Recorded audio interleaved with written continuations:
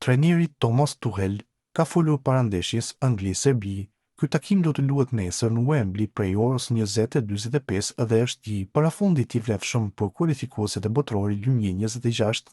Tuchel u shfaqe motivuar në konferencën poshtyp, jo vetëm për ndeshjen me Serbinë, por dhe atë të fundjavës në Tiranë dhe Shqipërisë. A ndjeni se po eksperimentojnë në ndeshjet e fundit?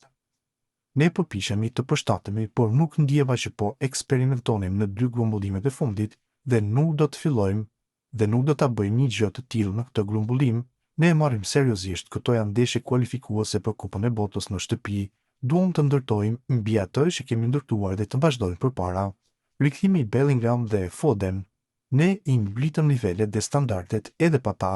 Jemi të detyruar të ndjekim standardet tona dhe të ndërtojmë atë që mund të ndërtojmë. Tani ata janë kthyer dhe është përgjegjësia e tyre të kontribuojnë në këtë, dhe kjo është ajo që ne po bëjmë. Standardet janë të qarta, ne jemi tashmë të kualifikuar. Kjo nuk duhet të ketë rëndësi sepse luajmë për nivelet tona. Fitoria në Beograd ishte kryesisht rezultati i cilësisë sonë. Zhvilluam një ndeshje shumë të fortë, nuk i lam të merrnin frymë. Tani ka një trajner të ri me energji të re, në të njëjtin grup të fortë dhe me një grup krenar lojtarësh, dhe ne duhet të bëjmë përsëri të njëjtin gjë, u shpreh Tuchel, ndër të tjera.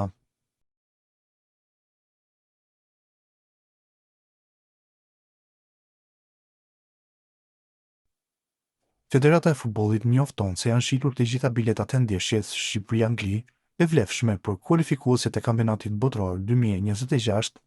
Shitja e biletave u zhvillua përmes një procesi aplikimi për rezervim që u hap më 15 tetor. Gjatë kësaj periudhe, të gjithë tifozët kishin mundësinë të aplikonin për bileta, të cilat u shpërndan më pas përmes një përzgjedhje elektronike dhe të rastësishme. Federata e futbollit dëshiron të falenderojë të gjithë tifozët shqiptar që kanë vendosur të jenë të pranishëm në stadiumin e Air Albania më 16 nëntor, në mbështetje të ekipit ton, dhe i fton të gjithë të krijojnë atmosferë të ngrohtë dhe sa më pozitive. Njëkohësisht, Federata e futbollit i bën thirrje edhe tifozëve të kombëtares, të cilët nuk kanë mundur të pajisen me bileta për këtë ndeshje kaq të rëndësishme për të gjithë, të vazhdojnë të përkrahin me pasion dhe krenari përfaqësuesen tonë.